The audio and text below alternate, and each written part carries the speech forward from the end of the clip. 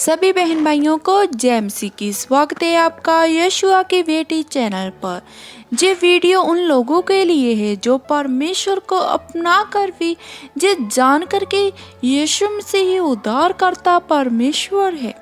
वो इस वर्ग जाने की कुंजी है, उसी के द्वारा हमारी मुक्ति है। ये सारी बातें जानते हुए भी अपनी मसीही जीवन में भी वो परमेश्वर को छोड़ देते हैं, वो पीछे हट जाते हैं। ये वीडियो खास उन लोगों के लिए है।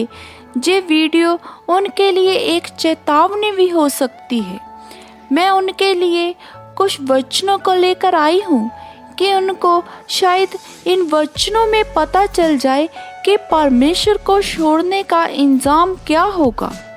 तो आज हम ये सारी बातें एक ही पुस्तक में सीखेंगे और वो है इब्रानियों की पुस्तक। इस वीडियो को आप लास्ट तक जरूर देखना। पढ़ते हैं हमारे पहले वचन की ओर जो लिखा है इब्रानियों 6 अध्याय वचन 4 और 6 आयत में। क्योंकि जिन्होंने एक बार ज्योति पाई हो, जो स्वर्गीय वरदान का स्वाद चख चुके हैं और पवित्र आत्मा के बागी हो चुके हैं और परमेश्वर के उत्तम वचन और आने वाले युग की सामर्थ का स्वाद चख चुके हैं, यदि वह भटक जाए तो उन्हें मन फिराव के लिए फिर नया बनाना अनहोना है। क्योंकि वह परमेश्वर के पुत्र को अपने लिए फिर क्रूस पर चढ़ाते हैं और प्रकट में उस पर कलंक लगाते हैं। क्या आपने ये पढ़ा जहाँ साफ साफ लिखा है, आप ऐसे कोई गलती मत कीजिए। संसार में हमें बहुत ही सारी परेशानियों का सामना करना पड़ता है, पर परमेश्वर कहते हैं कि स्थिर रहो और जानो कि मैं परमेश्वर हूँ। वो हमें परेशानियों में भी स्थिर रहने को कहते हैं, तो कि इसलिए अगले ही शरण में भी वो सब सही करने वाले होते हैं। पर हम परेशानी को छोड़ते ही नहीं। पर जब हम पढ़ते हैं इब्रानियों 10 अध्याय वचन 26 और 31 आयत में, क्योंकि सच्चाई की पहचान प्राप्त करने के बाद यदि हम जानबूझकर पाप करते रहें तो पापों के लिए फिर कोई बलिदान बाकी नहीं। हाँ, दंड का एक भयानक बाट जोना और आग का जोवन बाकी है जो विरोधियों को भस्म कर देगा। जबकि मूसा की व्यवस्था का ना मानने वाला 2 या 3 जनों की गवाही पर बिना दया के मार डाला जाता है। तो सोच लो कि जे कितने और भी भारी दंड के जोग ठहरेंगे जिसने परमेश्वर के पुत्र को पांव से रौंदा और वांछा के लहू को जिसके द्वारा वह पवित्र ठहराया गया था आप पवित्र जाना है और अनुग्रह की आत्मा का अपमान किया है।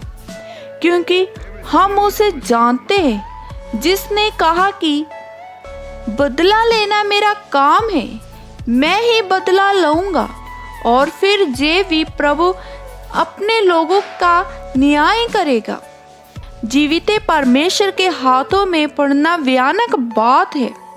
ये वचन परमेश्वर के सत्य वचन है। हम ऐसा ही करते हैं। हम ऐसे सोचते हैं कि हम मसीह के आने के बाद हमारी मुसीबत ज़्यादा ही पड़ जाती है।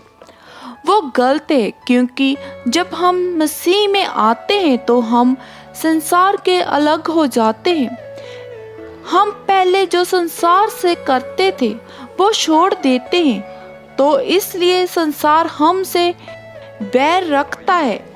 ये बातें बाइबल में भी लिखी है, पर परमेश्वर भी हमारी कभी कभी ताड़ना करते हैं क्योंकि हम गलतियां करते हैं। इसके बारे में हम पढ़ते हैं इब्रानियों 12 अध्याय वचन 5 और 10 आयत में। हे मेरे पुत्र, प्रभु की ताड़ना को हल्की बात ना जान, और जब वह तुझे भड़के तो साहस ना छोड़ना, क्योंकि प्रभु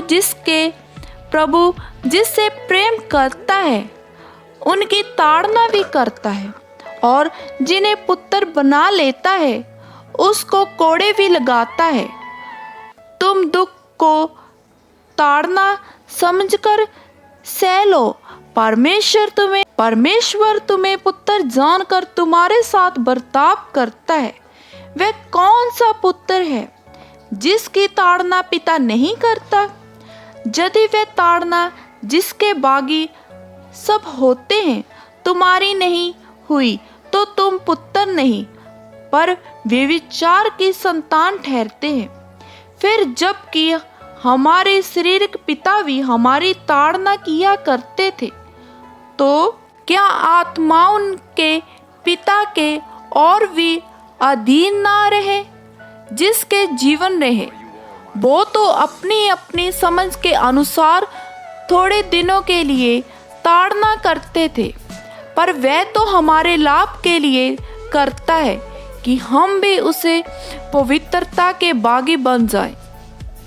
आज की वीडियो के मकसद यही था कि संसार की अभिलाषा के फंसकर आप संसार के लोगों को और कामों पर फंसकर परमेश्वर को ना छोड़े। परमेश्वर ही हमारा जीवन है, परमेश्वर ही हमारा जीवन है, सत्य है, और वो ही हमारा मार्ग है। उसके अलावा और कोई परमेश्वर नहीं है। इस वचनों के साथ परमेश्वर आपको आशीष दे। सभी बहन भाइयों को जय मसीह की।